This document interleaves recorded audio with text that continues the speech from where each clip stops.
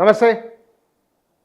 రెండోసారి అమెరికా అధ్యక్షులుగా ట్రంప్ ప్రమాణ స్వీకారం చేసిన తర్వాత ఆర్థిక జాతీయవాదాన్ని ఆయన బలపరుస్తున్నారు. ఆ దిశగా చర్యలు తీసుకుంటూ వెళ్ళిపోతున్నారు. ఆ దేశ వస్తువులపైన సుంకాలు ఏ దేశాలు విధిస్తున్నాయో వారిపైన తను సుంకాలు విధించడం. ఈ సందర్భంలో జరుగుతున్న చర్చ ప్రపంచీకరణ ముగిసిందా లేదా ముగిసింది అనే చర్చ కూడా వస్తూ ఉన్నది.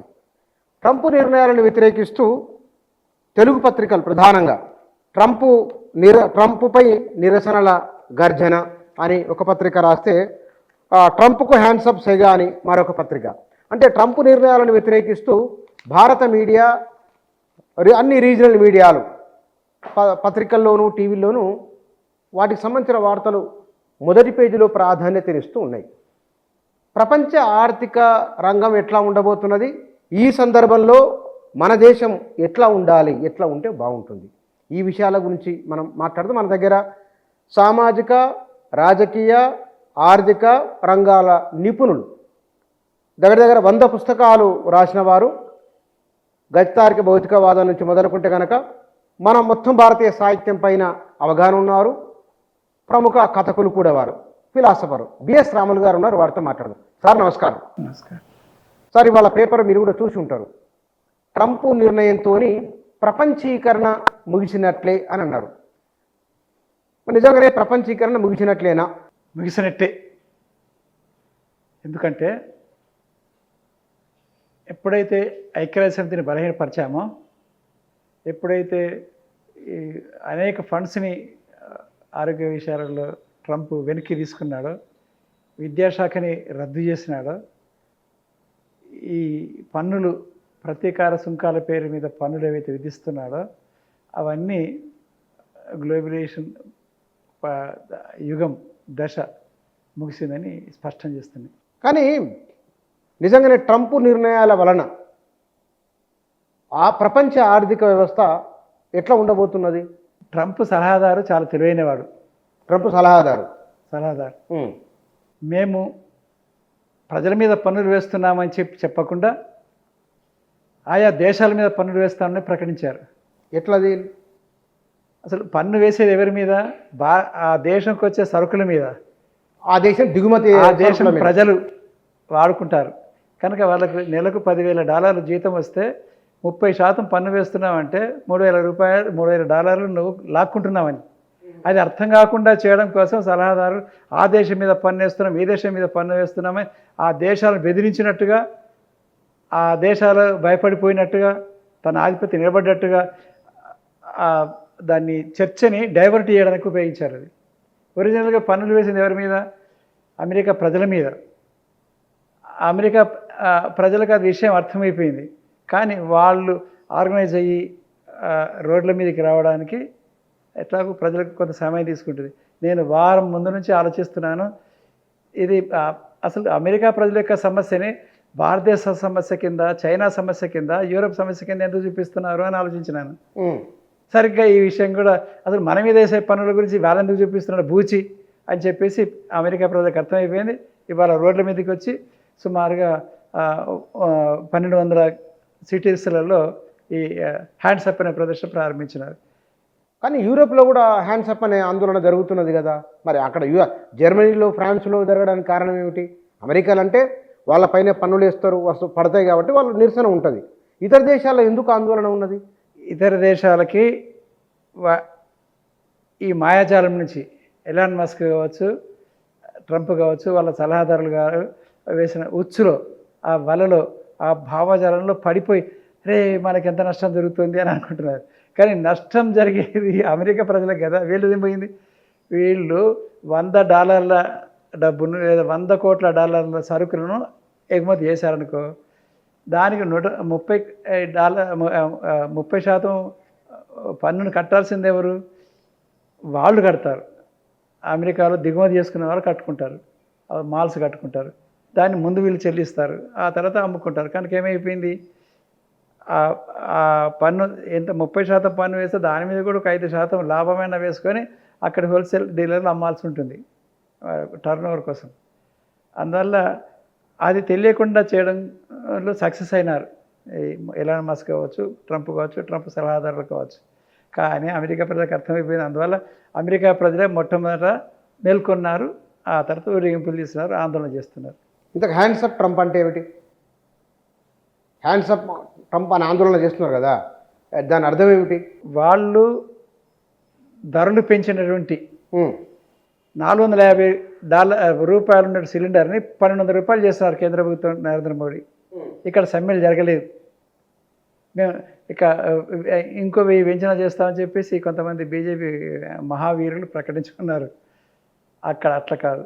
ఏ ప్రభుత్వమైనా సరే మా జీవితాలతో ఆడుకుంటున్నారు, మా డబ్బులు లాక్కోవడం కోసం కదా మీరు చేస్తున్నది. ఇది అది కొనాల్సింది, పన్ను కట్టాల్సింది మేము కదా అనే విషయాన్ని వాళ్ళు అర్థం చేసుకొని 35 సంవత్సరాలుగా గ్లోబలైజేషన్ 1990లో ప్రారంభమైనప్పటి నుంచి ఉత్పత్తి మొత్తం మ్యానుఫ్యాక్చరింగ్ అంతా బంద్ చేసినారు అమెరికాలో. ఎక్కడ తక్కువ రేటు కొత్త అక్కడ తీసుకుందాం. పాకిస్తాన్, ఇండియా, చైనా, ఇండోనేషియా, నోటుబుక్లు వేరే దేశాల నుంచి అన్నీ అక్కడ మూత పెట్టేసినారు. వీళ్ళు రకరకాల రూపాయలు సంపాదించేసుకొని కొనుక్కుంటూ పోయినారు. ఇప్పుడు అవన్నీ మూతపడ్డాయి. నిరుద్యోగం పెరిగింది, 15% దాకా నిరుద్యోగం పెరిగింది అమెరికాలో. ఆ తర్వాత ఇప్పుడు ఇవి తీసుకున్నాడు. ఇక వాళ్ళ దగ్గర డబ్బు. ఇప్పుడు కరోనా కాలంలో నువ్వేం చేసినావు? అందరికీ $1000 ఇస్తానని చెప్పి ఇచ్చినావు, ఉచితంగానే, మార్కెట్ నడవాలి కదా అని. అందరికి ఉద్యోగం, ప్రతి ఒక్కరికి $1000 బ్యాంకులో వేసినారు. వాళ్ళు కొనుక్కున్నారు, తిన్నారు. ఆ డబ్బులు మళ్ళీ తిరిగి తీసుకోవడం కోసం ఏం చేస్తున్నారు? కొత్త రూపంలో బ్యాంకు ఇంట్రెస్ట్ 2% ఉన్న ఇంట్రెస్ట్ని 7%కి పెంచినారు ఆస్ట్రేలియాలో, అమెరికాలో. దాంతో ఈ ఇళ్ళ కోసం కట్టేటువంటి కిస్తులు 3,000 కట్టేది 3,600 దాకా, 3,500 దాకా పెరిగింది. అదే పెరిగింది ఇప్పటికీ 500 ఈ సంవత్సరం నుంచి. ఇప్పుడు మళ్ళీ 30%, 20%, 50% అని వాళ్ళకి పన్నులు వేస్తున్నారు. ఇవన్నీ ఎవరి మీద పడతాయి? అమెరికాలో నివసిస్తున్న ప్రజల మీద పడతాయి. అది వాళ్ళకి అర్థమైపోయింది. కానీ చూపించినాడు. క్యారమ్ బోర్డు ఉంటుంది. క్యారమ్ బోర్డులో ఒక కాయిన్ అక్కడ కొడుతుంటారు. ఈ కాయిన్ ఇక్కడ ఎందుకు కొడుతున్నాడు? అసలు అది పడదు కదా అనుకుంటాం. కానీ ఆ కాయిన్ అక్కడ తాకి ఆ కాయిన్ ద్వారా ఇంకో కాయిన్ నుంచి పడుతుంది. ఇప్పుడు ఎలాన్ మస్క్ను ట్రంప్ ఈ పని చేశారు. క్యారమ్స్ ఆడే పద్ధతిలో భారతదేశం, చైనా అని బూచి చూపించేసి మొత్తం పన్నులన్నీ సుమారుగా 35% పన్నులు, 35% పన్నులు మన దగ్గర ఎట్లయితే జిఎస్టీ పేరు మీద ఎట్లయితే 10 ఏళ్ళ కింద 20 ఏళ్ళ కింద చేశామో అదే పని చేశారు. ఇప్పుడు పేరు మార్చారు. ఇక్కడ హ్యాండ్స్ అప్ అని పెట్టింది కదా, హ్యాండ్స్ అప్ అన్నారు కదా, అర్థం ఏమిటి? షూట్ చేస్తాం జాగ్రత్త అని. ట్రంప్కు హ్యాండ్స్ ఆఫ్ సెగ అన్నారు కదా, హ్యాండ్స్ అప్ అంటే చేతులు ఎత్తు అంటే నువ్వు చేతులు ఎత్తకపోతే నేను షూట్ చేస్తామని సినిమాలలో చూస్తాం కదా. అందువల్ల హ్యాండ్స్ అప్ అనే ఉద్యమం వీళ్ళు ఇస్తున్నారు. అంటే నువ్వు హ్యాండ్స్ అప్ అంటే నువ్వు సరెండర్ అయ్యి దిగుతావా లేదా అనడానికి అది నిర్ణయాలు వెనక్కి తీసుకోమని. ఎలాన్ మస్క్కి, ఆ తర్వాత ట్రంప్కి, మొత్తం రిపబ్లికన్ పార్టీకి హ్యాండ్స్ అప్ జాగ్రత్త అని. వీళ్ళు హ్యాండ్స్ అప్ చేయడం అంటే నీకు హ్యాండ్స్ అప్ అని మేము చెప్తున్నామని హెచ్చరిక. ఇప్పుడు ట్రంప్ నిర్ణయంతో ఎవరికి మేలు జరుగుతుంది? ప్రజలు పన్నులు కట్టడం కోసం జేబులోకి వెళ్ళి 30% ఆదాయాన్ని, ఇప్పటికే 20% ఇన్కమ్ ట్యాక్స్ ఉంటుంది, ఇన్సూరెన్స్ ఉంది, ఆ తర్వాత 7%గా వడ్డీ పెరిగింది, బ్యాంకు వడ్డీ పెరిగింది ఈ భవన నిర్మాణానికి. ఇవన్నీ పెరిగాక రోజు రోజుకు రేట్లు పెరుగుతున్నాయి.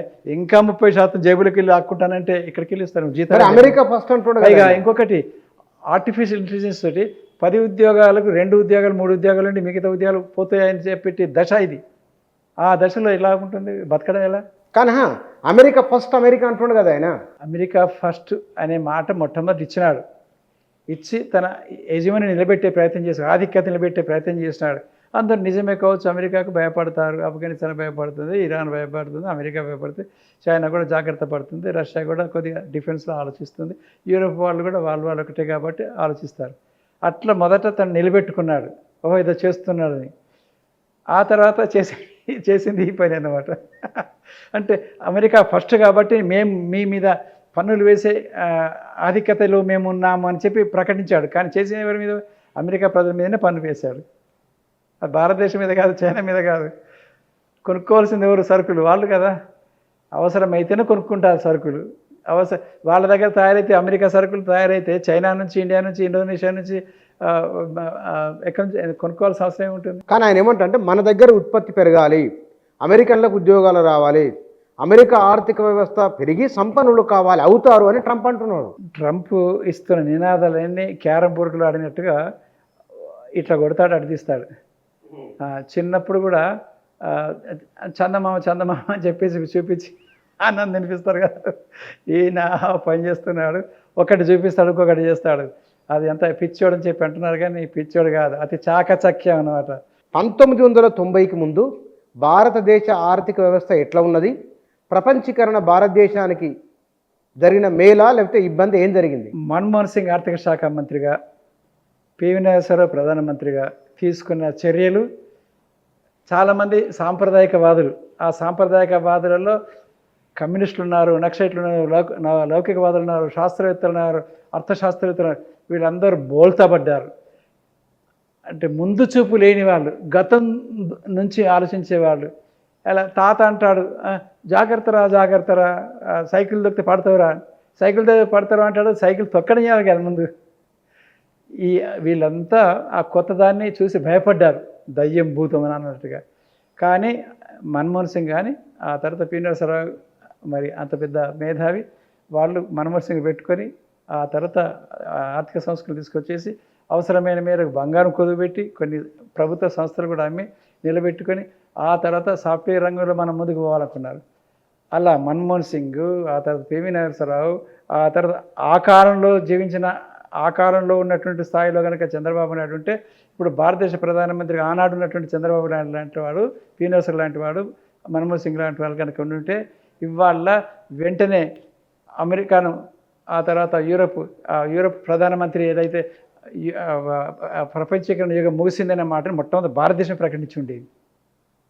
ఎందుకు అంటే మన దగ్గర 60 లక్షల కోట్ల రూపాయల సరుకులను ఇతర ప్రాంతాల నుంచి, చైనా నుంచి, అతని నుంచి దిగుమతి చేసుకుంటున్నాం, అసెంబ్లింగ్ చేస్తున్నాం, మనం తయారు చేయట్లేదు. ఇప్పటికీ హార్డ్ డిస్క్లో కానీ సాఫ్ట్వేర్ కానీ అదంతా సర్వీస్ సెక్టర్ తప్ప మన ప్రొడక్షన్ లేదు మన దగ్గర.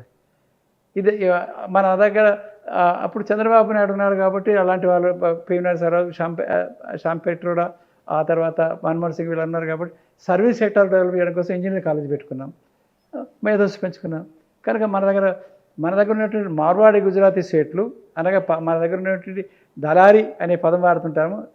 అంటే ఏజెన్సీ తీసుకుంటారు వీళ్ళు, అంటే కమిషన్ దొబ్బుతారు, ఎగుమతితో కమిషను, దిగుమతితో కమిషన్. చైనా నుంచి కావచ్చు కందిపప్పు, ఆ తర్వాత పామాయిల్, ఇవి కూడా దిగుమతి చేసుకుంటారు. ఇదే మీ ప్రణాళిక. మన దగ్గర దిగుమతి చేసుకోవాలి, ఎగుమతి చేసుకోవాలి, దీనిలో లాభాలు సంపాదించాలని మార్వాడి గుజరాత్ స్టేట్లో ప్రణాళిక. అది స్వాతంత్రం వచ్చే నుంచి. అందువల్ల ఇక్కడ మ్యానుఫ్యాక్చర్ రంగం, సూదులు, ఏంటి స్టాప్లర్ పిన్నులు కొట్టేది కూడా చైనా నుంచి, మేడ్ ఇన్ చైనా మనకు వచ్చేస్తున్నాయి. తయారు చేసుకోలేమా అంటే వీళ్ళ కమిషన్లు, దాన్ని ఏమంటారు కదా, కట్టెపిడికి లేకుండా కంకటి బువ్వ కావాలి అని అంటారు. ఇది హోటల్ తింటారు కదా, సొంతంగా వండుకుంటే ఎంత కష్టం. ఒక సొంతంగా వండుకుంటే కట్టెలు కావాలి, పప్పు కావాలి, ఉప్పు కావాలి, వంట చేసి తీరు కావాలి, ఆ తర్వాత అవన్నీ వెతుకురావాలి, కొనుక్కరావాలి. ఇవన్నీ పనులు, ఇంత పెద్ద మ్యానుఫ్యాక్చర్ వంట, ఇదంతా ఎందుకు, ఎక్కడో ఎవడో అన్న సత్రంలో పెడితే తిందాం, లేకపోతే పైసలు కొందాం అనే దశలో 75 ఏళ్ళుగా భారత పారిశ్రామిక రంగం కొనసాగుతూ వస్తున్నది.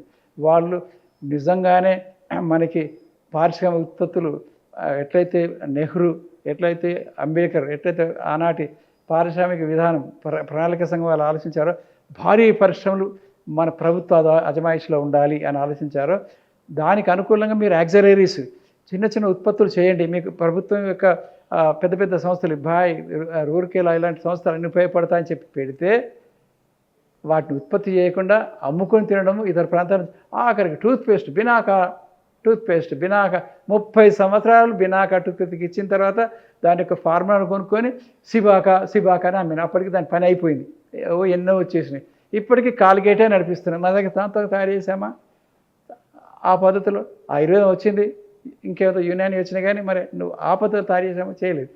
బినాకా టూత్పేస్ట్ అలా ఉంటుంది, కాల్గట్ అట్లాగే ఉంటుంది. మన దగ్గర 75 ఏళ్ళ నుంచి మనం ఏం తయారు చేసాము అంటే ఏజెన్సీల మీద, మార్వాడి గుజరాతీ స్టేట్లు పారిశ్రామిక ఏజెన్సీల మీద ఆధారపడి బతుకుతున్నారు. దాన్ని కొన్ని వామపక్షాల వాళ్ళు దళారీ, పెట్టుబడిదారి, బూర్జువాలని పిలిచారు. అందువల్లనే 60 లక్షల కోట్ల రూపాయలు చైనాకు దారబోస్తున్నాం.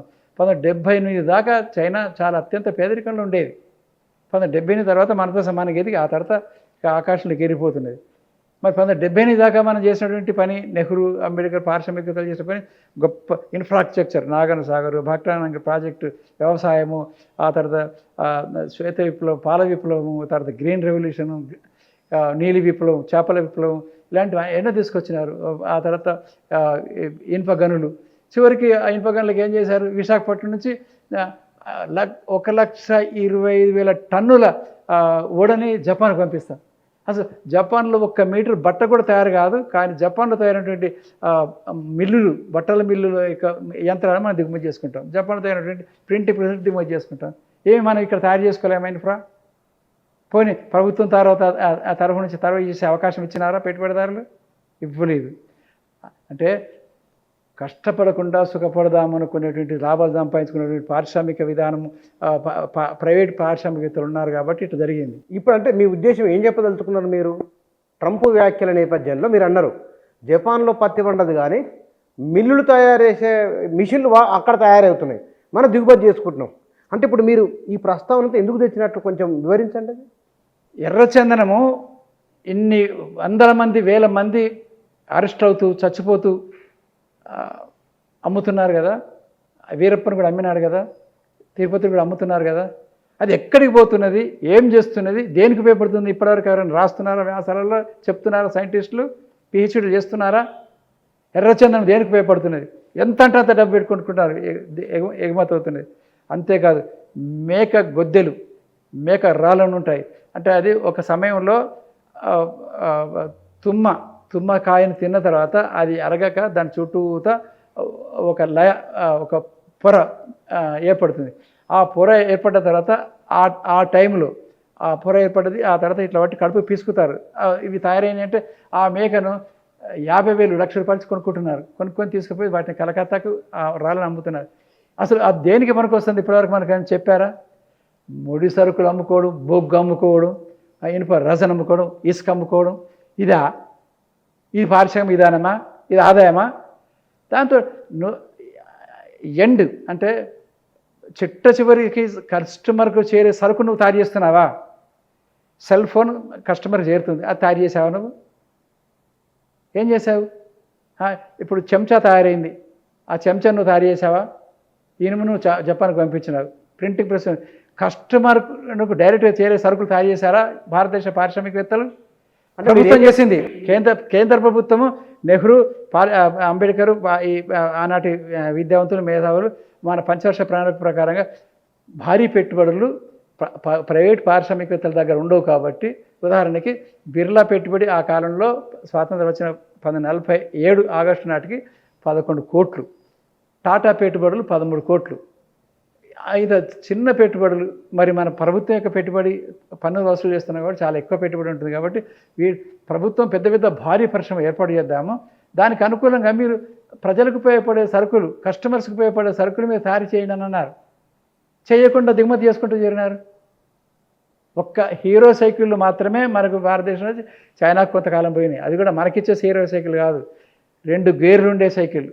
అంటే వాళ్ళు రోడ్లని ఇలా ఇప్పుడు మెట్రో ఏదైతే తయారు చేసుకున్న మెట్రో రైలు ఇలాగ పోయి ఇలా దిగేటువంటి అల్లులుగా ఆ పద్ధతిలో రోడ్లు వేసుకుని వాళ్ళు 2 గేర్లు ఉండేటువంటి సైకిల్తో తీసుకొని పోయినారు.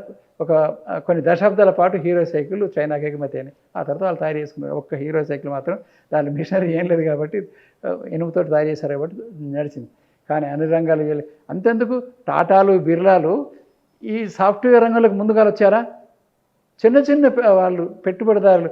సుధామూర్తి గారు 10 తులాల బంగారం అమ్ముకొని సాఫ్ట్వేర్ రంగంలోకి వచ్చిన తర్వాత వాళ్ళు ఎదిగిన తర్వాత ఓహో ఇది పెరిగేటట్టు ఉన్నది, ఇది ఎదిగేటట్టు ఉందని చెప్పి అప్పుడు టాటా వచ్చాడు, ఆ తర్వాత బిర్లా వచ్చాడు. అంతే కదా మొట్టమొదటి వచ్చాడు. అసలు ఎయిర్టెల్ అనేది ఎక్కడిది? ముందు బిఎస్ఎన్ఎల్ ముంగట, టెలిఫోన్ డిపార్ట్మెంట్ ముంగట ఎయిర్టెల్ ఎక్కడిది? నిమిషం మాట్లాడితే 6 రూపాయలు, ఎత్తుతే 3 రూపాయల నుంచి వసూలు చేసుకున్న బాపత్తు. వాళ్ళు ఇవాళ భారతదేశంలో ఎంత పెద్ద అయిపోయినారు. మరి 93,000 కోట్ల రూపాయలు పోయినాడు ఏదో సంస్థ. దానికి అంత కేంద్ర ప్రభుత్వం భరించి పెట్టేస్తుంది వోడాఫోన్కి. మరి మనం చేసామా? మనం ఏది కూడా ఇన్నోవేట్ చేస్తున్నామా? అమెరికా నుంచి ఒక పుస్తకం వచ్చింది, వికోనమిక్స్ అని ఒక బుక్ వచ్చింది, 2008లో వచ్చింది. అది చదివి నేను ఆశ్చర్యపోయినా. ఏముంది దాంట్లో?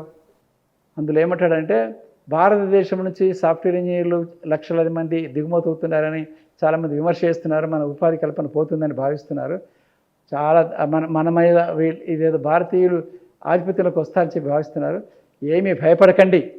తను 9 సూత్రాలు రాశాడు, 2-3 జ్ఞాపకం పెట్టుకున్నాను. మీరేమీ భయపడకండి. గత 200 సంవత్సరాల్లో భారతదేశంలో ఇన్నోవేషన్ అంటూ ఏమీ జరగలేదు, కొత్తది ఏమీ కనుక్కోలేదు. మనం కనుక్కున్నవన్నీ ఆధునిక సమాజం అనుకుంటున్న వాటిని, ఆధునిక వ్యవస్థ అనుకుంటున్న దానిలో 70% అమెరికానే కనుక్కున్నది. యుద్ధ ఆయుధాలు అమ్మడం ద్వారా మాత్రమే, ఆయుధాలతో బెదిరించడం ద్వారా మాత్రమే అమెరికా అగ్రరాజ్యం కాలేదు, అది గమనించాలి. అనేక సరుకులను, అనేక ఇన్నోవేషన్స్ అమెరికానే చేసింది. అయితే ఇండియా నిపుణులు చక్కటి నైపుణ్యం గల గుమస్తాలు మాత్రమే, వాళ్ళకి ఇన్నోవేటివ్ థింకింగ్ ఉండదు. వాళ్ళు మనం ఒకటి కనుక్కున్న తర్వాత దాన్ని ఎలా చేయాలంటే చక్కగా పనిచేసి పెడతారు. అందువల్ల మనకు వాళ్ళు సహకారిగానే ఉంటారు తప్ప పోటీ ఎన్నడూ కారు. ఇది ఆయన స్టేట్మెంట్, చాలా పెద్ద స్టేట్మెంట్. ఇది పుస్తకం పేరు, రచయిత పేరు చెప్పండి. వికోనమిక్స్. ఇంకొకటి ఏమన్నాడంటే 4వ పాయింట్ ఏంటంటే, ఈ ఇన్ఫర్మేషన్ టెక్నాలజీ వచ్చిన తర్వాత, సాఫ్ట్వేర్ రంగం పెరిగిన తర్వాత రీసెర్చ్ అండ్ అనాలిసిస్ వింగ్ యొక్క విధానం మారిపోయింది, అవుట్సోర్సింగ్ విధానం బాగా పెరిగింది. అంటే ఒక సంస్థ తన అభివృద్ధి కోసము, ఇన్నోవేషన్స్ కోసం సొంతంగా ఒక యంత్రాంగం పెట్టుకోవాలి, 10 మంది సైంటిస్టులను ఎవరిని పెట్టుకోవాలి. అది మొన్నటి దాకా ఉండింది. ఇన్ఫర్మేషన్ టెక్నాలజీ సాఫ్ట్వేర్ రంగము అవుట్సోర్సింగ్ పెరిగింది. ఆప్టికల్ ఫైబర్ నెట్వర్క్ ప్రపంచమంతా విస్తరించిన తర్వాత అవుట్సోర్సింగ్ నుంచి మనకు ఖర్చు తక్కువతోటి ఇన్నోవేషన్ జరుగుతున్నది అని ఇస్తూ, గనులు, బంగారు గనులు ఒక చోట ఆఫ్రికాలోనో, అమెరికాలోనో, సౌత్ అమెరికాలోనో ఇక్కడికి అయిపోయింది, నష్టం వస్తుంది, బంగారు గనులు తవ్వుతుంటే ఇక మూసేద్దామనుకున్నారట. అనుకున్నప్పుడు మనం మరి మూసేస్తే వ్యవస్థ అంతా పోతుంది, అందరి పనులు పోతాయి, మరి మళ్ళీ దేనికి వెళ్ళిపోదాం, చివరికి ఏమైనా చేద్దామనుకుని కంపెనీ బోర్డు ఆలోచన చేసి అవుట్సోర్సింగ్కి ఇద్దామా, అవుట్సోర్సింగ్ ఇస్తే రహస్యమైతే తెలిసిపోతుంది కదా బయట వాళ్ళకి, ఏవి రహస్యాలు అవి తప్ప మిగతా ఇచ్చేసి $50 లక్షల ఇస్తాం మంచిది దొరికితే, మీరు ఇంకా బంగారం మా చుట్టూ ఎక్కడుందో వెతికితే అని చెప్పేసి ప్రకటన ఇద్దామని అనుకున్నారు.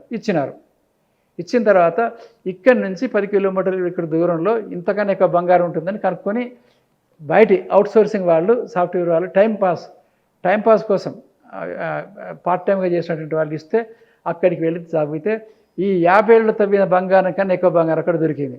అది వికోనమిక్స్లో పేర్కొని రీసెర్చ్ అండ్ అనాలిసిస్ ఇన్నోవేషన్ అనేది మునుపటి పద్ధతులు లేదు, మారిపోయింది.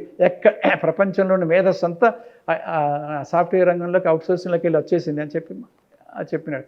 ఇదంతా వినియోగించుకొని మనం వచ్చినామా, అంతా అయిపోయిన తర్వాత ఇప్పుడు మనం హైదరాబాద్లో టీ హబ్ పెట్టుకొని స్టార్టప్లో మొదలు పెట్టుకుంది. అంతా అయిపోయింది. కానీ ఇక్కడ మీరు అన్నారు, చంద్రబాబు నాయుడు లాంటి వ్యక్తి అప్పుడే ప్రధానమంత్రిగా ఉండుంటే ఆ రోజుల్లో ఈ దేశం మరో రకంగా ఉండేది అన్నారు మీరు ఒక మాట. అవును.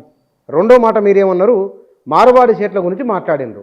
అంటే మీరు ఎవరిని ఉద్దేశించి అన్నట్లు మాట నాకు అర్థం కాలేదు, కొంచెం వివరించండి. అది చంద్రబాబు నాయుడు గారికి మొట్టమొదటి మనకు ఆంధ్రప్రదేశ్లో ఐటీ సెక్టార్ బాగా అభివృద్ధి జరగడానికి చంద్రబాబు నాయుడు ప్రయత్నం చేశారు. మనం సైబర్ టవర్ నేను చేశాను చెప్పుకుంటారు. అది ఆయన ప్రజలు అవకాశం ఇచ్చినారు, ప్రజల వల్ల చేసినారు. అయితే ఆయనకి త్రిపురేణి హనుమాన్ చౌదరి అనేటువంటి ఆయన ఒక ఆర్ఎస్ఎస్ అభిమాని, ఆయన ఒక మాట చెప్పినాడు. ఆయన ఉపన్యాసాలు విన్నాను, ఆయన మాట్లాడినాను. ఆయన చెప్పినాడు, ఏమన్నాడంటే, మనకు తరతరాల నుంచి కొన్ని వందల సంవత్సరాల నుంచి పరాయి పాలనలో ఉన్న ముస్లింలు కావచ్చు, బ్రిటిష్ వాళ్ళు కావచ్చు, ఫ్రాన్స్ వాళ్ళు కావచ్చు, మనకు అప్పుడు ప్రింటింగ్ ప్రెస్ కనుక్కున్నప్పుడు మనము స్వయంగా ఆలోచే దశలో లేము. అలాగే కరెంటు, ఇట్లా ఇప్పుడు మనకి సాఫ్ట్వేర్ రంగం కొత్తగా మొదలవుతుంది, ఇన్ఫర్మేషన్ టెక్నాలజీ. ఇది ప్రపంచం అందరికీ కొత్త కనుక మనం ఇప్పుడు వెంటనే ప్రవేశిస్తే మన ప్రపంచంలో మన వంతు సాధించుకోవచ్చు, ప్రపంచానికి నాయకత్వం ఇచ్చవచ్చు అని చెప్పినాడు. ఆ మాట బాగా తలకెక్కించుకున్నాడు ఎవరు, చంద్రబాబు నాయుడు. ఎక్కించుకొని ఆ తర్వాత జిల్లాకు ఒక ఇంజనీర్ కాలేజీ లేని చోట రెవెన్యూ డివిజన్కి ఒక ఇంజనీర్ కాలేజీ పెడదామని చెప్పి పెట్టడము, ఆ తర్వాత ఇంజనీర్ తయారు చేయడము, ఆ తర్వాత హైటెక్ సిటీని తయారు చేయడము, ఆ తర్వాత ఎదగడము, సహజ పద్ధతిలో సహజ ప్రకృతి పరంగా బెంగళూరు చేసుకున్నాం. కానీ పట్టుదలతోటి మనం హైదరాబాద్ని డెవలప్ చేసాం. అది దాని కాంట్రిబ్యూషన్ చంద్రబాబు నాయుడు. ఆనాటి ఆనాడు చంద్రబాబు నాయుడు దక్కింది. సరిగ్గా పివి నరసరావు మన్మోహన్ సింగ్ ఆనాడు చంద్రబాబు నాయుడు కనుక ఇప్పుడు ఈ దశలో అలాంటి వాళ్ళు ఉండి ఉంటే ఈ మెతక వైఖరి, ఈ పిరికితనం వైఖరి ఏదైతే నరేంద్ర మోడీ దగ్గర ఉందో, అరే ఆయన ముందే మీకు పన్నులు వేస్తామని చెప్తుంటే ఒక మాట మాట్లాడలేదు. చిన్న 4 కోట్ల జనాభాలో 1 కోటి జనాభా వలస పోయినారు, చచ్చిపోతున్నారు లక్షలాది మంది ఉక్రెయిన్లో. ఆయన ఏమన్నాడు అద్భుతంగా ఆ దేశాధ్యక్షుడు, మీ మాటను వ్యతిరేకిస్తామని అన్నాడు. అన్న తర్వాత తెల్లవారు కూడా నరేంద్ర మోడీ ఏం మాట్లాడలేకపోయినాడు, ఇప్పటికీ మాట్లాడలేకపోయినాడు. అదే యూరప్ వాళ్ళు స్నేహితులు, అన్నదమ్ములు లాంటి వాళ్ళు వీళ్ళంతా పాలెళ్ళే, అమెరికా వాళ్ళను ఇక్కడి నుంచి వలస పోయినాలేగా. ఇప్పుడు ఏమంటున్నారు వాళ్ళు, ప్రపంచీకరణ యుగం ముగిసినట్టే అని అన్నారు. దీని మీద నేను దాని వారం కింద నేను ఏమనుకున్నానంటే, ప్రపంచీకరణ యుగం ముగిసింది. బాగా గమనించండి, ప్రపంచ చరిత్ర గమనించండి. ఆధునిక కాలంలో ప్రతి 35 సంవత్సరాలకు ఒక తరం మారుతున్నది. ఒక వ్యక్తి ఉద్యోగానికి ఎక్కిన తర్వాత 55 ఏళ్ళకు 60 ఏళ్ళకు రిటైర్ అవుతున్నాడు, 35 సంవత్సరాలు సర్వీస్ చేస్తున్నాడు కామన్గా. ఇది సమాజంలో కూడా అదే జరుగుతున్నది. చాలా 35 ఏళ్ళకు సమాజం ఒక పరిణామం తీసుకుంటున్నది. ఉదాహరణకి 1918లో రష్యాలో, సోవియట్ యూనియన్లో కమ్యూనిస్టు బోల్షెవికులు అధికారంలోకి వచ్చినారు. కమ్యూనిస్టులు కాదు, బోల్షెవికులు అధికారంలోకి వచ్చినారు. 35 ఏళ్ళు గడిచిన తర్వాత 1953, 54లో స్టాలిన్ పోయిన తర్వాత, క్రుష్చేవ్ వచ్చిన తర్వాత ఇది పెట్టుబడిదారు సమాజంగా సోషల్ సామ్రాజ్యవాదంగా మారిందని చెప్పి అన్నారు. అంటే 35 సంవత్సరాలకి మారిపోయింది. అది మారిపోయిందని తీర్మానం వచ్చింది. దాని మీద గ్రేట్ డిబేట్ జరిగింది చైనాకు రష్యాకి మధ్యన. అది ఆ తర్వాత 1949లో చైనాలో ఇది కమ్యూనిస్ట్ పార్టీ అధికారంలోకి వచ్చింది, ఏ పేరు ఉంది, పీపుల్స్ చైనా. ఆ తర్వాత 1978 నాటికే ఇది సామ్రాజ్యవాద దేశంగా, సోషల్ సామ్రాజ్యవాద దేశంగా, పెట్టుబడి దేశంగా మారిపోతున్నది అని చెప్పేసి ప్రకటన. 78కి 1949కి 35 సంవత్సరాలు. ప్రతి 35 సంవత్సరాలకి సమాజం మారుతుంది. అట్లాగే సరిగ్గా మనం తీసుకుంటే ఘాట్ ఒప్పందం 1985 నుంచి మొదలైంది. ఆ తర్వాత డంకెల్ ప్రతిపాదన మొదలైంది. 90లో అందరు ఒప్పందం చేసుకున్నారు, 200 దేశాలు ఒప్పందం చేసుకున్నారు. జిఎస్టీ లాగా అన్ని వదిలేసుకుందామని అన్నారు. సరుకులు ఎగుమతి దిగుమతులు ఫ్రీ చేసేద్దామని, ఫ్రీ ట్రేడ్ అన్నారు. ఆ తర్వాత 91 నుంచి మొదలైంది. అది 91 మొదలైన తర్వాత 2005, 35 సంవత్సరాలు గడిచింది కదా. అందరికీ ఆ తరం మారిపోయింది, దాని అనుభవాలు వచ్చినాయి, లోపాలు తెలిసిపోయినాయి, గుణాలు. అరే ఇన్నోవేషన్ చేసి స్వయంగా కొత్త సరుకులు కనుక్కొని ఆ తర్వాత దాన్ని మార్కెట్ చేయగలిగితే మానవ వనరులు ఉన్నటువంటి దేశాలే బాగుపడతాయి అనే విషయం వాళ్ళకి అర్థమైపోయింది. యూరోప్లో మానవ వనరులు తగ్గిపోతున్నాయి. మేమిద్దరం మాకొక్కరు కూడా కనడం లేదు. యూరోప్లో, అమెరికాలో కూడా మేమిద్దరం మాకొక్కరు కనడం లేదు. అసలు సింగిల్ పేరెంట్ అయిపోయినారు, సహజీవనం అయిపోయినారు, పెళ్ళి లేకుండా జీవించే వ్యవస్థగా మారుతున్నారు వాళ్ళు. అందువల్ల ఇప్పుడు చైనాలో తయారైనటువంటి రోబోట్లు వాటన్నిటి చూస్తూ ఉంటే, చిన్న వాటికి కూడా ఇల్లు ఊడ్చేది కూడా కనుక్కొని పెడుతుంటే అమెరికాలో ఉన్నాయి. అవి చైనాలో చేస్తున్నంత అభివృద్ధి, ఇన్నోవేషన్ అభివృద్ధి, కంప్యూటర్స్, వీటిని అమెరికా చేయలేకపోయింది. అంటే మానవ వనరులతో పాటుగా ఇన్నోవేషన్ థింకింగ్ అక్కడ ప్రభుత్వం ప్రోత్సహిస్తున్నది కాబట్టి, దాన్ని తీసుకుంటుంది కాబట్టి, ప్రైవేట్ రంగం కూడా అలీబాబా లాంటి వాళ్ళు ఎదిగినారు కాబట్టి అది అద్భుతంగా ముందుకు తీసుకుని వెళ్ళి ప్రపంచంలో అన్ని మార్కెట్లని సరుకులని. మన వాళ్ళు ఈ సందర్భంలో ట్రంప్ ప్రతీకార సుంకాలు వేస్తున్నారు కాబట్టి మనకు బర్డెన్గా మారుతుంది అనుకుందాం. మనకు మనంగా ఎదగడానికి అవకాశం ఉన్న అంశాలు ఏమేమి ఉన్నాయి, ఏ రంగాల్లో మనం ఎదగవచ్చు? మన వాళ్ళకు, మన ప్రజలు అనాథలుగా జీవిస్తున్నారు. భారతదేశంలో ప్రజలు అనాథలుగా జీవిస్తున్నారు. ప్రభుత్వం లేదు, ప్రణాళిక లేదు, కాకరకాయ లేదు. సింపుల్ చెప్పండి, అనాథలు. ఎందుకంటే వీళ్ళకి చూపించి ప్రణాళిక కనుక్కుంటే గల్ఫ్ దేశాలకు వెళ్ళి ఎందుకు పనిచేస్తారండి? 1970 నుంచి 35 లక్షల మంది పోయినారు ఇప్పుడు అక్కడ గల్ఫ్ దేశాలలో. బిల్డింగ్లు కట్టడం కోసం, కరెంటు పని, ఇంటి పని, ఆ తర్వాత చాకిరీ పని, బట్టలు ఉతకడం, అన్ని పనులకు ఇక్కడ నుంచి పోయినారు. ఇండియా నుంచి పోయినారు, పాకిస్తాన్ నుంచి పోయినారు. అనాథలు కదా.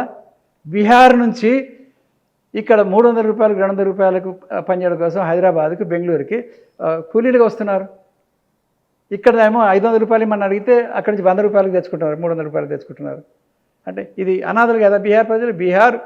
బీహార్, ఉత్తరప్రదేశ్, ఒరిస్సా, ఛత్తీస్గఢ్, ఇక్కడ నుంచి వచ్చేటువంటి కార్మికులు, పేదలు ఇక్కడికి. ఇప్పుడు మనం చూసాం కదా, అప్పుడు కరోనా కాలంలో రైలు పట్టాల మీదకి వెళ్ళి నడుచుకుంటూ పోతుంటే రక్తాలు గారి చచ్చిపోయిన వాళ్ళు ఎన్ని లక్షల మంది ఢిల్లీ నుంచి వెళ్ళిపోయినారు, బాంబే నుంచి వెళ్ళిపోయినారు, భవన నిర్మాణ కార్మికులు. వాళ్ళంతా అనాథలు కాదా? ఎక్కడున్నా సరే మీ రేషన్ కార్డు మీరు తీసుకోవచ్చు, కూపన్ పెట్టడం ద్వారా కొంత ఆగింది. కానీ మంచి ఆలోచన. ఎంత ఇప్పుడు ఏం చేయాలంటారు దానికి? అందువల్ల స్థానికంగా నేను బీసీ కమిషన్ చైర్మన్గా ఉన్నప్పుడు దీని మీద చాలా సీరియస్గానే అధ్యయనం చేశాను. ఏమని, ప్రతి గ్రామానికి సుమారుగా 3000 ఎకరాలు ఉంటుంది భూమి. 4 కిలోమీటర్లు నడుస్తారు. 4 కిలోమీటర్ల కన్నా ఎక్కువ నడిచి ఎవరు వ్యవసాయం చేయలేరు. భారతదేశం అంతటా తీసుకోండి. అంటే పోతాడు వస్తాడు, మళ్ళీ పోతాడు వస్తాడు, సర్ది తీసుకొని రావడము పోవడము. అంటే 4 కిలోమీటర్ల కన్నా ఎక్కువ ఉంటే మధ్యలో ఒక హామ్లెట్ ఏర్పడుతుంది, ఒక గూడెం, ఒక 10 మంది 15 మంది కలుపుకుంటారు. అది తర్వాత మళ్ళీ ఒక గ్రామం అవుతుంది జనాభా పెరిగితే. ఈ పద్ధతి. అందువల్ల ఈ 3000 ఎకరాలలో ఇక్కడ ఉన్నటువంటి జనాభాకి, ఈ 1000 కుటుంబాలకి తలా కనీసం 3 ఎకరాల భూమి లేకుండా ఎవరు స్వతంత్రంగా స్వయం పోషకంగా బతకలేరు. అది మన దగ్గర ఉన్న పరిస్థితి. అయితే ఇప్పుడు 450 మందికి మాత్రమే వ్యవసాయంలో ఉపాధి దొరుకుతున్నది. వ్యవసాయంలో వడ్ల పని కావచ్చు, కమ్మరి పని కావచ్చు, ఆ తర్వాత కరెంటు పని కావచ్చు, ఆ తర్వాత సైకిల్ మోటార్ రిపేరింగ్ కావచ్చు, కరెంటు మోటార్ రిపేరింగ్ కావచ్చు, ఏదైనా ట్రాక్టర్ కావచ్చు, ట్రాక్టర్ డ్రైవర్ కావచ్చు, ఎడ్ల బండి కావచ్చు, ఏదైనా సరే. ఇంకొక 100 మందికి ఆధునిక ఉపాధి, అంటే పశువుల కాంపౌండరు, పోస్ట్ మెన్, ఆ తర్వాత టీచర్లు, ఆ తర్వాత cycle repairing, cycle motor repairing, ఇట్లాంటి వాళ్ళు ఒక 100 మంది. 450 మందిలో ఇంకొక 100 మంది కలిపితే 550. ఆధునిక అభివృద్ధి ద్వారా 1000 మందిలో 450 మంది నిరుద్యోగులు అయిపోయినారు. నిరుద్యోగులు అయిపోతే వాళ్ళ గ్రామాల నుంచి బయటకు వచ్చేసినారు. లేదా అన్నదమ్ములు సంపాదించి తినాలి, లేదా తల్లిదండ్రులు పెట్టింది తినాలి, అంతకన్నా వేరే ధ్యాస ఏమీ లేదు. వాళ్ళకు మండల స్థాయిలో కానీ తాలూకా స్థాయిలో కానీ కేవలం కనీసం ఆ జిల్లా స్థాయిలో, జిల్లా పరిషత్ ఏర్పడిందే స్థానికంగా అభివృద్ధి చెందడం కోసం కదా, మండలం ఏర్పడ్డది కూడా అందుకోసమే కదా. జిల్లా స్థాయిలో ప్రణాళిక లేదు. ప్రతి గ్రామం నుంచి 45% జనాభా నిర్వృత్తులైపోయినారు, వృత్తి లేకుండా పోయినారు. వాళ్ళు చదువుకుంటారు, తల్లిదండ్రులు చదివిస్తారు, అన్నదమ్ములు చదివిస్తారు, సమాజ సంపద దానికి ఖర్చు అయిపోయింది. కానీ వాళ్ళ ప్రొడక్టివిటీ, వాళ్ళ ఉత్పత్తిని పెంచింది ఎక్కడ, వాళ్ళ నైపుణ్యాలకు వాళ్ళకి అవకాశం ఇచ్చింది ఎక్కడ. ఒక చిన్న ఉద్యోగానికి 20 లక్షల మంది అప్లికేషన్ పెట్టినారు. అంటే ఏం చేయాలంటారు వీటికి? వీళ్ళందరికీ ఇన్నోవేషన్ థింకింగ్తో ఇప్పుడు స్టార్ట్అప్లు అయితే ఏదైతే కనుక్కోవాలని అంటున్నామో అలా కాకుండా, ఎలాగైతే ఒక 50 ఏళ్ల క్రితం హౌసింగ్ బోర్డు ఎట్లయితే పెట్టామో, హౌసింగ్ బోర్డు కార్పొరేషన్ పెట్టామో, స్టీల్ ఇండస్ట్రీస్ కార్పొరేషన్ ఎట్లయితే పెట్టుకున్నామో, బిలాయ్ ఫ్యాక్టరీ ఎట్లయితే, నవరత్నాలు అయితే పెట్టుకున్నామో, బ్యాంకుల జాతీయకరణ ఎట్లయితే చేసినామో, ఆ పద్ధతిలో ప్రభుత్వం తన పెట్టుబడి ద్వారా అందరికీ శిక్షణ ఇవ్వాలి. ఆ పరిశ్రమ ఏర్పాటు చేయాలి. భారీ పరిశ్రమలు ఎప్పుడైతే ఏర్పాటు చేశావో దాన్ని అనుసరించి టాటాలు, బిర్లాలు, ఆ తర్వాత మిగతా సామాజిక పారిశ్రామికవేత్తలు చిన్న పరిశ్రమలు పెట్టుకొని వాటినే కొన్ని దశకు వచ్చేసినారు. సరిగ్గా కొత్త రంగాలలో కూడా అలా ప్రభుత్వం ప్రవేశించి ట్రైనింగ్ ఇచ్చిన తర్వాత వాళ్ళంతా ఎదుగుతారు. వాళ్ళంతా ఎదిగి ఆ తర్వాత ప్రభుత్వానికి సహకరించవచ్చు, పన్నులు కడతారు కావచ్చు, ఆ ప్రభుత్వ యొక్క సంస్థని కొనవచ్చు. ఇప్పుడు విశాఖపట్నం దాన్ని 30 ఇన్నేళ్ళు నడిచిన తర్వాత నేను కొంటాను వస్తున్నారుగా. 27 గ్రామాలండి, 27 గ్రామాల భూములు, ఎన్ని లక్షల కోట్ల రూపాయలు విలువైన దాన్ని 5,000 కోట్లకు అమ్ముతానని అంటున్నారు. అంటే ఏంటి? వీళ్ళ దగ్గర డబ్బులు లేవు. పారిశ్రామికవేత్తల దగ్గర ఎవరి దగ్గర కూడా రూపాయి లేదు. అన్ని ప్రజల దగ్గర నుంచి డబ్బు దోచుకొని, బ్యాంకులను దోచుకొని, ప్రభుత్వం యొక్క డబ్బును దోచుకొని, లోన్లు తీసుకొని సంపాదించి మళ్ళీ వాళ్ళు కట్టి ఇది నాదనిపించుకుంటున్నారు. కానీ ప్రభుత్వమే ఈ పని చేస్తే అప్పుడు ప్రభుత్వం ప్రజలకి ఏదో అవసరం చూస్తుంది, ఏది అమ్ముతుంది అని చెప్పి చూస్తారు పారిశ్రామికవేత్తలు, దేని లాభం వచ్చేది. కానీ ప్రభుత్వం చేసేటప్పుడు ప్రజల జీవన ప్రమాణ అభివృద్ధి చేయడం కోసం ఏం చేయాలని ఆలోచిస్తుంది. అందరికీ సబ్బు అవసరం కనుక రూపాయికి ఒక సబ్బు ఇవ్వండి అని చెప్పి జనతా పార్టీ ఉన్నప్పుడు ప్రవేశపెట్టింది. రూపాయికి ఒక సబ్బు తయారు చేసినాగా, 6 రూపాయలు 10 రూపాయలు ఉన్నప్పుడు. అది 96, 97 వరకు కొనసాగింది సబ్బు. ఇప్పుడు సికే ప్రహ్లాద్ అని ఒక అమెరికన్, ఆయన బిల్ గేట్స్ లాంటి 100 మంది భారీ పారిశ్రామికవేత్తలకి మేనేజ్మెంట్ గురు. ఆయన ఒక పుస్తకం రాశాడు, the fortunes at the bottom of pyramid, 800 పేజీల బుక్. 2011 ఏప్రిల్లో చనిపోయినాడు ఆయన. మద్రాసుకు వచ్చి ఆయన ప్రొఫెసరు, ఆయనకు పద్మభూషణ్ బిరుదు ఇచ్చింది భారత ప్రభుత్వము. ఆయన అమెరికన్. ఆయన ఎన్ని రంగాల్లో ఆయా ప్రపంచ దేశాలు ఎట్ట ఎదిగినారో రాసినాడు. దాంట్లో రాసి మన దగ్గర ఆనంద్ పాల ఉత్పత్తి, అమూల్ ఉత్పత్తి గురించి, బంగ్లాదేశ్ జరిగినటువంటి పొదుపు రూపాయి పొదుపు పథకం యూనస్ గురించి ఇప్పుడు అధ్యక్షుడు అయ్యాడుగా దేశానికి. అలాంటి వాటి గురించి అనేక ఉదాహరణలు ఇచ్చినాడు. అనేక ఉదాహరణలు ఇచ్చి ఏమన్నాడంటే ఒకటే మాట అన్నాడు, ఈ పారిశ్రామిక విధానం ప్రైవేట్ రంగంలో ఉన్నా సరే, పారిశ్రామిక విధానం ప్రైవేట్ రంగంలో డెవలప్ అయినా సరే, ఈ పద్ధతిలో డెవలప్ చేస్తే ప్రపంచంలో ఎంత జనాభా పెరిగినా, ఎంత ఉత్పత్తి పెరిగినా 3/2 జనాభా పేదరికంలో ఉంటారు. అంటే 600 జనాభా ఉన్నప్పుడు 200 జనాభాకి అభివృద్ధి అందుతుంది, 400 జనాభా పేదరికంలో ఉంటారు. దానికి రెమెడీ ఏమిటి? దానికి చేయాల్సింది ఏంటంటే, ఇప్పుడు ఎట్లయితే జనతా పార్టీ ఆ కాలంలో రూపాయికి సబ్బైతే తయారు చేయమని అన్నారో, అట్లా పేద ప్రజలకు అందేటట్టు తయారు చేయమన్నాడు. ఆయన ఏమన్నాడు, మన నిర్మా పౌడర్ ఉదాహరణ ఒక 10 పేజీలు రాశాడు. ఈ నిర్మా పౌడర్ ఎందుకు సక్సెస్ అయింది? ప్రజల బొంతలు ఉంటాయి, దుప్పట్లు ఉంటాయి, భూమి మీద వేసుకొని పడుకుంటారు, మట్టి పడుతుంది, దానికి రఫ్గా ఉండేటువంటి సబ్బే కావాలి, సబ్బు పౌడరే కావాలి. అందువల్ల ఆ కడాయిలో ఉండిన దాన్ని అమ్ముకుంటూ పోతూ ఉంటే అది వాళ్ళకు ఉపయోగపడింది, దాన్ని మురికి పోగొట్టింది, తక్కువ ధరకు వచ్చింది. ఆ తర్వాత నిర్మా పౌడర్ చాలా అద్భుతంగా ఎదిగింది.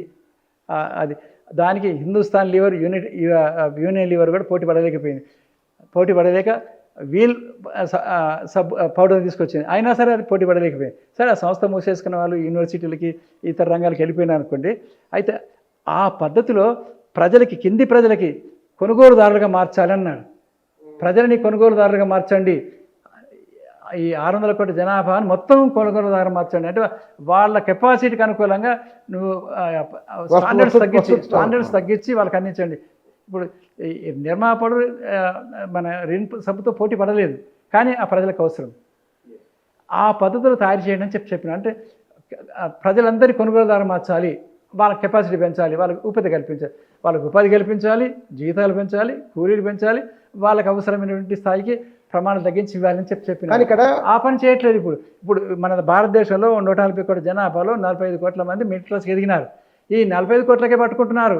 అమెరికాలో 30 కోట్ల జనాభా ఉంది కదా, మన 45 కోట్లు కదా, అమెరికా కన్నా ఎక్కువ మార్కెట్ ఉందని చెప్పి యూరోప్ అనుకుంటుంది, చైనా అనుకుంటుంది, ఆ తర్వాత అమెరికా అనుకుంటుంది. మిగతా 100 కోట్లు కానీ ఆ మిగతా వాళ్ళు ఇప్పుడు ఆఫ్రికాలో ఉన్నారు, ఆ తర్వాత చాలా చోట్ల ఉన్నారు. ఆఫ్రికా దేశాలలో ఎంత ఘోరమైన కరీబియన్ దేశాలలో ఎంత పేదరికం ఉన్నది. నిజంగా అవన్నీ గుర్తొచ్చి ఎంత బాధ, ఎంత డబ్బు దుర్వినియోగుతుంది ఆయుధాలు కొనడం ద్వారా. ఇప్పుడు నా ప్రతిపాదన ఏంటంటే, ఒక 5 సంవత్సరాల పాటు ఈ యూరోప్ దేశాల వాళ్ళు కానీ, ప్రపంచ దేశాల వాళ్ళు కానీ, అమెరికా కానీ ఆయుధాల ఉత్పత్తిని, అమ్మకాలని, మార్కెట్ని మొత్తం ఆపేసి ఒప్పందం చేసుకోవాలి. ఐక్యరాజ్య సమితి కానీ ఇంకొకరు కానీ 5 సంవత్సరాల పాటు ఈ సంక్షోభం నుంచి ప్రపంచం బయటపడడానికి ఆయుధాల కొనుగోలు, ఎంత పెట్టుబడి ఆయుధాల కొనుగోలుకు, ఆయుధాలు, యుద్ధ విమానాలు, కాకరకాయలు అన్నీ కొనుక్కొని ఇది ఆపేయాలి. ఇది ఆపేస్తే ఈ యుద్ధాలను ప్రోత్సహించే యంత్రాంగం, లాబీస్ ఎవరైతున్నారో వాళ్ళు మొత్తంగా డిమోరల్ అయిపోతారు, వాళ్ళు ఇతర రంగాలకు వెళ్ళిపోతారు. ఎట్లాగైతే మనకి కోళ్ల ఫారాలు తీసేసి ఇంటర్మీడియట్లు, ఆ తర్వాత ఇంజనీరింగ్ కాలేజ్ పెట్టినారు, ఇంజనీరింగ్ కాలేజ్ పాడైపోతే కోళ్ల ఫారాలు పెట్టుకున్నారు, వాళ్ళు ఇతర రంగాలకు వెళ్ళిపోతారు. వాడు పెట్టుబడిదారుడు ఏదో రంగానికి వెళ్ళిపోతాడు. ఆ పద్ధతికి మార్చితే ఈ 5 సంవత్సరాల్లో భారతదేశ ప్రజలుగా పాకిస్తాన్ వాళ్ళు అందరూ సుసంపన్నమైపోతారు. ఇవాళ 30% నుంచి 35% డబ్బు ఆయుధాల మీద, యుద్ధ విమానాల మీద, సైన్యం మీద ఖర్చు పెట్టే దుస్థితికి ప్రపంచం నెట్టివేయబడ్డది. దాని నుంచి బయటపడాలని మీరు అంటున్నారు. అది తీసేసి ఆ తర్వాత ప్రజలకు ఉపయోగపడే సరుకులు ఉత్పత్తి చేయండి. ఇక్కడ ఆగుదాం మనం. ప్రపంచీకరణ ప్రారంభమైన కొత్తలో 91లో ఆనాడున్న కమ్యూనిస్టులు, ఆనాడున్న సంప్రదాయవాదులు భారతదేశం లాంటి ఈ వ్యవసాయక దేశానికి ఇది పనికిరాదు అని అన్నారు. కానీ ఇవాళ ప్రపంచీకరణ ముగిసింది అని అంటున్నారు కదా. ఈ సందర్భంలో వారికి మీరు ఇచ్చే సూచన ఏమిటి? వాళ్ళు ఈ మాట అన్నారు, వాళ్ళ పిల్లలే పంపించుకున్నారు అమెరికాకి, ఎవరిని తెలియకుండా. వాళ్ళ కొడుకులు బిడ్డలు అమెరికాలో ఉన్నారు, ఇక్కడ వెళ్తారు అని చెప్పి తెలియకుండానే బతుకుతున్నారు. అదొక ద్వంద్వ ప్రమాణాలు వాళ్ళంతా. ఇప్పుడు ఒకప్పుడు 1990 నుంచి ప్రపంచీకరణ గ్లోబలైజేషన్ ప్రారంభమైనప్పటి నుంచి అంతర్జాతీయ మార్క్సిస్ట్ అమెరికన్ అయినటువంటి గేల్ ఉమ్వేద్ గారు, గేల్ ఉమ్వేద్ ఆమె ఆస్ట్రేలియన్, అమెరికా నుంచి వచ్చి ఇక్కడ మహారాష్ట్రలో సాంగ్లీలో స్థిరపడింది. భరత్ పతంకర్ అంటే పెళ్లి చేసుకుంది. ఇండియన్ పెళ్లి చేసుకున్నారు వారు. ఇండియన్ పెళ్లి చేసి భరత పతంకర్ సాంగ్లీ. మన సాంగ్లీ అంటే ఏంటి? ఈ సాంగ్లీ అనేది భారతదేశంలో పసుపు మరియు మిర్చికి హోల్సేల్ మార్కెట్. వాళ్ళు పెంచాలంటే పెద్ద మార్కెట్ కదా సాంగ్లీ. సాంగ్లీ మన పక్కది. అక్కడ స్థిర నివాసం ఏర్పాటు చేసుకున్నారు. వాళ్ళు మహాత్మా జ్యోతిబా ఫులే అంబేద్కర్ పద్ధతిలో ఒక జిల్లాను తీసుకొని ఆర్గనైజ్ చేస్తున్నారు. ఆమె భారతదేశంలో ఇంగ్లీషు టెక్స్ట్ బుక్లు 1వ తరగతి నుంచి 10వ తరగతి దాకా టెక్స్ట్ బుక్ రాస్తుంది. ఆ తర్వాత చాలా పుస్తకాలు ఆమె చాలా పుస్తకాలు రాసింది. ఆ తర్వాత మార్క్సిజం అమెరికన్ బ్లెండ్ చేసి సోషలిజం డెమోక్రటిక్ అంటే ఈ గ్లోబలైజేషన్ పీరియడ్లో సోషలిజం ఎలా తీసుకురావాలని బ్లెండ్ చేసి చాలా పుస్తకాలు రాసింది. అమెరికన్ రచయితవి. ఆమె కాకతీయ యూనివర్సిటీ కూడా వచ్చింది. ఆ తర్వాత కాన్సీరామ్ వచ్చిన మీటింగ్లకల్లా చాలాసార్లు వచ్చింది. ఏం చేసింది? కలుసుకున్నాం. గేల్ ఉమ్విద్ ఏం చెప్పింది ఆమె ఏమందంటే, ఇది మనకి బీసీ ఎస్సీ ఎస్టీలకి గొప్ప నూతన అవకాశాలు తెరుస్తుంది. ఎప్పటిదాకా అయితే ఈ సాంప్రదాయక కులవృత్తులు ఉంటాయి అప్పటిదాకా ఈ బీసీలు ఎస్సీలు ముంగటికి రాలేరు, కొత్తగా ఎదగలేరు.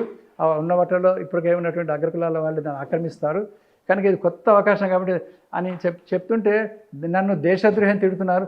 నన్ను దేశద్రోహం తిట్టినా సరే నేను అమెరికా నుంచి వచ్చాను కనుక అమెరికా వాళ్ళకి యూరోప్ వాళ్ళకి అనుకూలంగా మాట్లాడుతున్నా అనుకోవచ్చు కాక ఆ మాటలకు కూడా నేను భయపడను.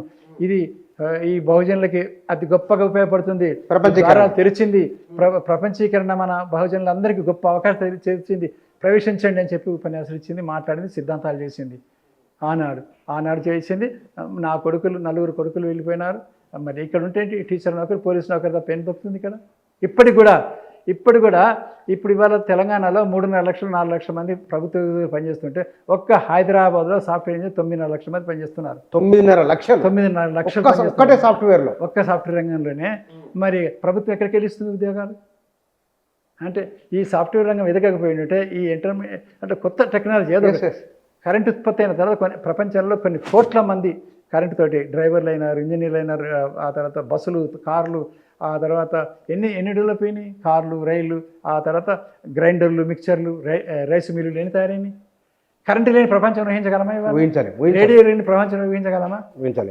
ఒక కొత్త టెక్నాలజీ ఏసీ డీసీ కరెంట్ వచ్చేసింది. డీసీ కరెంట్ తోటి ఇవాళ బస్సులు నడుస్తున్నాయి కదా, ఏసీ కరెంట్ తోటి మనకి ఇదంతా వాడుకుంటున్నాం కదా.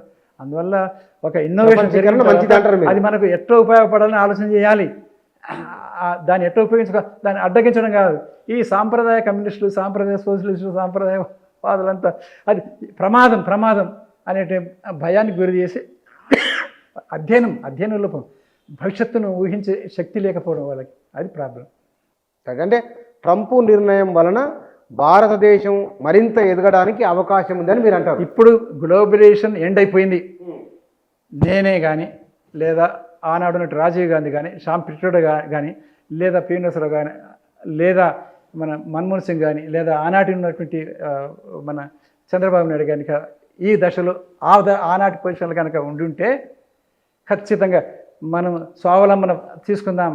ఇప్పటిదాకా అక్కడికి ఎగుమతి చేసాం, మన సరుకులు మనమే తీసుకుందాం. చైనా నుంచి సెల్ ఫోన్లు వద్దు, చైనా నుంచి ఇతర దేశాల నుంచి ఏదొద్దు, మన కందిపప్పు మనమే తయారు చేసుకుందాం, మన పామాయిల్ మనమే తయారు చేసుకుందాం. హరీష్ రావు మొదలుపెట్టినాడుగా. పామాయిల్ మనకు మన పొలాల్లో నీళ్ళు ఎక్కువైతున్నాయి, వరి ఎక్కువ పడుతుంది, వద్దు మనకు నీళ్ళు తక్కువ వాడాలి, పామాయిల్ పెట్టుకుంటే సరిపోతుందని చెప్పేసి సిద్దిపేటలో పెట్టుకున్నాడు కదా. మరి అట్లా నేను పార్టీలకు అతీతంగా అన్ని విషయాలు చెప్తున్నాను. అయితే ఆ పద్ధతులు స్వావలంబన అంటే హరీష్ రావు కూడా ఒక రోల్ మోడల్. దాని వెంటనే ఇచ్చిన మనకు నూనె పామాయిల్ను దిగుమతి చేసుకున్నాం. ఇంత వ్యవసాయ దేశం, మంచి ఆలోచన. కందిపప్పును దిగుమతి చేసుకున్నాం. ఇంత పెద్ద వ్యవసాయ దేశం అని చెప్పడం ఏంటి? కందిపప్పును దిగుమతి చేసుకోవడం ఏంటి? పామాయిల్ దిగుమతి చేసుకుని అవమానకరంగా లేదా? మన ఇవన్నిటినీ మరి ఇక్కడ మానవ వనరులు చాలా ఎక్కువ ఉన్నాయి. ఈ మానవ వనరులకు ఉపాధి లేక జగిత్యాల, సిరిసిల్ల, కొరట్ల, మిట్టిపల్లి ఇదంతా నిజాం సాగర్ కాడ నుంచి శ్రీరామ్ సాగర్ ప్రాజెక్ట్ నుంచి కల్టివేట్ అయినటువంటి ఏరియా నుంచి మరి 35 లక్షల మంది గల్ఫ్ దేశాలకు 70 నుంచి పోతున్నారంటే మనం వాళ్ళకి పని ఇప్పించినాం. అనాథలుగా బతుకుతున్నారు. వాళ్ళకి పొట్ట చేత పట్టుకొని వాళ్ళు పోతున్నారు. ఒకవైపు నక్సలైట్లు భూములు దున్నొద్దన్నారు. భూములు దున్నొద్దు, అమ్మద్దు, కొనద్దు, భూములు దున్నొద్దు అంటే పని ఎక్కడ దొరకాలా? భూమి వాడిదే కదా, భూస్వామిదే కదా. అందువల్ల ఆ భూమి దొరకక వాళ్ళంతా మళ్ళీ ఆ పని దొరకక కోట్లాది పని గంటలు మిస్ అయిపోయి వాళ్ళంతా అక్కడికి పోయినారు. అంటే ఇప్పుడు ట్రంప్ నిర్ణయం వలన అంటే ఇక్కడ పారిశ్రామిక రంగం, సేవా రంగం, ప్రపంచమంతా ఇవాళ ట్రంప్ నిర్ణయం వల్ల సరి అయినటువంటి నిర్ణయం తీసుకుంటే మొట్టమొదట మా సరుకు నువ్వు తీసుకోవట్లేదు కాబట్టి నీ డాలర్తో మాకు పని లేదు, నీ డాలర్తో మేము ఎక్స్చేంజ్ వాల్యూ లెక్కించాల్సిన అవసరం లేదు, స్టాక్ ఎక్స్చేంజ్లో కానీ ఇంకొక చోటగా మా యూరో ఉన్నది, ఆ యూరోతోటి మా కామన్వెల్త్ దేశాలు మేము భాగస్వామ్యం అని చెప్పి ఇండియా అట్లాంటి కామన్వెల్త్ దేశాలని మేము యూరో షీలింగ్ పౌండ్ ఉందిగా, యూరో పౌండ్తో మార్కెట్ చేసుకుంటాం, మేము బహిష్కరిస్తున్నాం అమెరికా డాలర్ని అని చెప్పేసి వీళ్ళొక ముఠా కట్టుకొని, వీళ్ళకి సంఘటన కట్టుకొని, ఐక్యరాజ్య సమితి లాగా సెపరేట్గా సంఘటన కట్టుకొని G7 పెట్టుకున్నట్టుగా వీళ్ళు పెట్టుకొని, ఆ తర్వాత వీళ్ళు పరస్పరం సరుకులు ఎగుమతి దిగుమతి చేసుకుంటూ ఏ దేశంకు ఆ దేశం స్వయంపోషకంగా ఎదిగేటట్టుగా ఇన్నోవేటింగ్, ముఖ్యంగా చైనా యొక్క దాటిని తట్టుకొని ఇండియా ఎదగాల్సిన అవసరం ఉంది, ఇండోనేషియా ఎదగాల్సిన అవసరం, పాకిస్తాన్ ఎదగాల్సిన అవసరం ఉన్నది, ఆ తర్వాత ఈ మయన్మార్ ఎదగాల్సిన అవసరం ఉంది, ఆ థాయిలాండ్ ఎదగాల్సిన అవసరం ఉంది. ఈ పద్ధతిలో మనం ఎదిగితే 5 సంవత్సరాలలో మనం అద్భుతంగా చైనా ఎంత ఎదిగిందో అంత ఎదుగుతుంది. ఈ నిర్ణయం తీసుకున్న తర్వాత 6 నెలల్లో అమెరికా మొత్తం కుప్పగొలిపోతుంది. 100 ఏళ్ల క్రితం మొదటి ప్రపంచ యుద్ధం రాకముందు ఏ స్థాయిలో ఉంటుందో ఆ స్థాయికి మారిపోతుంది అమెరికా. ఛాలెంజ్ చేసి చెప్తున్నాను. చూద్దాం సార్. Thank you sir. వారు అధ్యయనశీలి, పైగా దళిత బహుజన కమ్యూనిస్టు ఉద్యమాల్లో, వామపక్ష ఉద్యమాల్లో పనిచేసిన అనుభవం ఉన్నది. ఈ విస్తృతమైన అవగాహన అనుభవం ద్వారా భారతదేశ ఆర్థిక సామాజిక జీవన స్థితిగతులు, ప్రపంచ ప్రజల జీవన స్థితిగతులు, ఇవన్నిటిపైన ట్రంప్ నిర్ణయం తర్వాత ఎట్లా ఉండాలి, ట్రంప్ నిర్ణయం నేపథ్యం, ఈ సందర్భంలో వారి అభిప్రాయాలు ఇవి. Thank you.